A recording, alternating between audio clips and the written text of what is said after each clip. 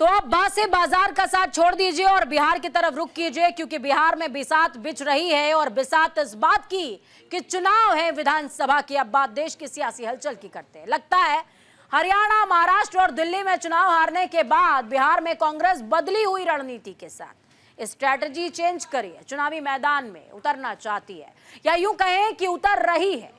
कांग्रेस को लेकर हमेशा ये कहा जाता था कि वो चुनाव के आखिरी वक्त में एक्टिव हो जाते हैं, लेकिन बिहार में ऐसा नहीं दिख रहा।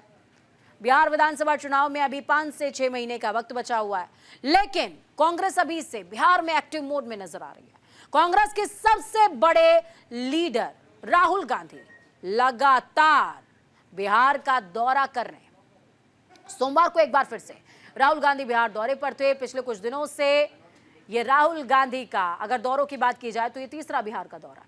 राहुल गांधी का पिछला दोनों दौरा पटना तक ही सीमित रह गया। लोगों को लगा कि पटना आएंगे, पटना से चले जाएंगे, लेकिन इस बार पटना से कहानी आगे बढ़ी, बेगूसराय पहुंची, बेगूसराय को चुना गया। राहुल पहले बेगूसराय में पलायन रोको नौकरी दो पदयात्रा में शामिल हुए।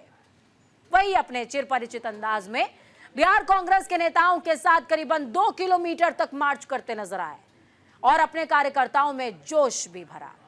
फिर राहुल बेगूसराय से पटना पहुंच गए, जहां उन्होंने संविधान सुरक्षा सम्मेलन को संबोधित किया।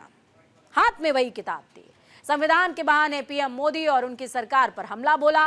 राहुल ने इस दौरान क्या कुछ कहा है वो भी समझना सुनना जरूरी है। अंदाज वही पुराना था, टी शर्ट वही पुरानी थी, संविधान की किताब वही पुरानी थी, लेकिन रणनीति माना जा रहा है बदली बदली है। सुनिए।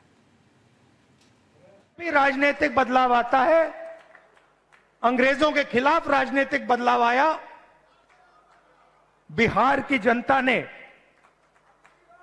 यह बदलाव लाने का काम किया था और हम समझते हैं कि बिहार की जनता फिर से यह काम करना चाह रही है और यह काम करेगी।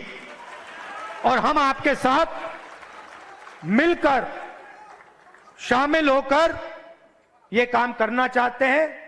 सबसे जरूरी लक्ष्य कॉन्स्टिट्यूशन की रक्षा करना है। हमारी जो पुरानी विचारधारा है, बिल्कुल मतलब ऐसे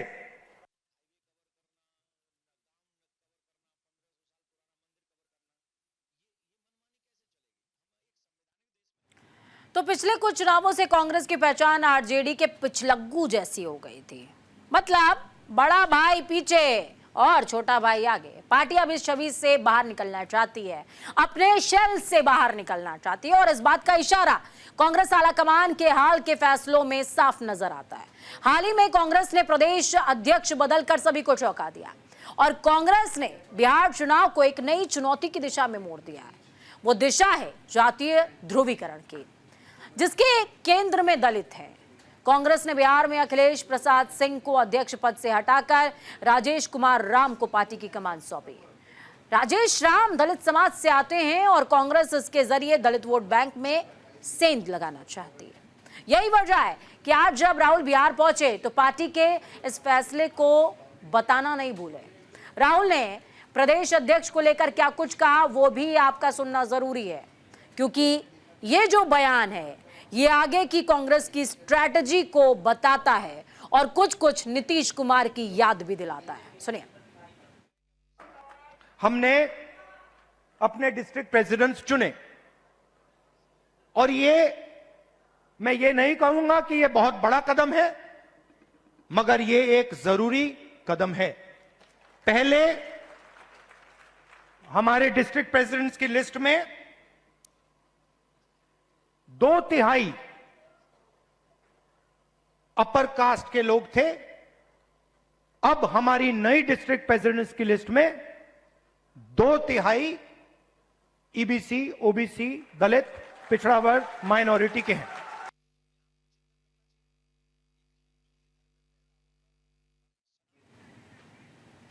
तो आप कहेंगे खास क्या है, लेकिन यह समझिए कि राहुल गांधी ऐसे वक्त में बिहार पहुंचे हैं जब कांग्रेस और आरजेडी के बीच संबंधों में तनातनी की खबरें सामने आ रही हैं।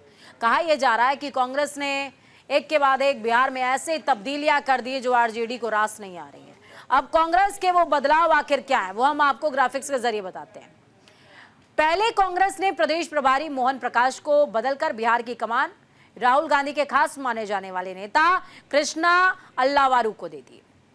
कृष्णा अल्लावारू ने बिहार आते ही ऐलान कर दिया कि कांग्रेस बिहार में बी टीम नहीं ए टीम बनकर चुनाव लड़ेगी। मैसेज समझिए।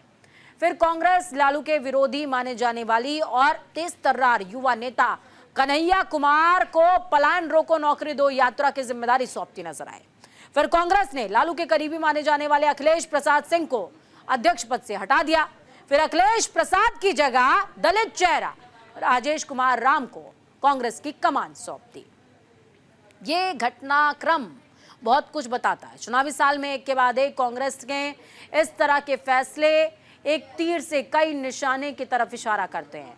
कांग्रेस इस बार बिहार में अपना ग्राफ बदलना चाहती है। ग्राफ बिहार में कांग्रेस के जनाधार का, कांग्रेस की सीटों का, ग्राफ बिहार के सत्ता में भागीदारी का, और इसके लिए कांग्रेस आला कमान हर वो मुमकिन नीतियां अपना रही है, बना रही है, जिससे वो अपने मकसद में कामयाब हो सके।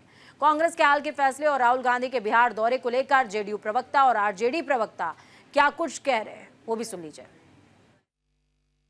देखिए, दरअसल कांग्रेस की प्रासंगिकता पूरे देश में कमजोर हुई है और बिहार तो शायद सबसे ज़्यादा उलझन और मुश्किलों का प्रदेश कांग्रेस के लिए बन गया है।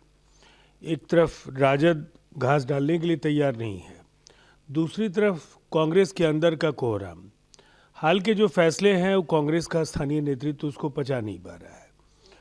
जिस तरह से कन्हैया कुमार को पार्टी के अनेक नेता ऐसा मानते हैं कि ज़्यादा तवज्जो दी जा रही है, और दूसरी तरफ अखिलेश सिंह के हटाए जाने के बाद, जो राजेश कुमार को बनाए जाने के बाद, अल्लावीरू के आने के बाद जो परिस्थितियां हैं, राजद और कांग्रेस के बीच का जो संबंध है वो बेहद तनावपूर्ण है।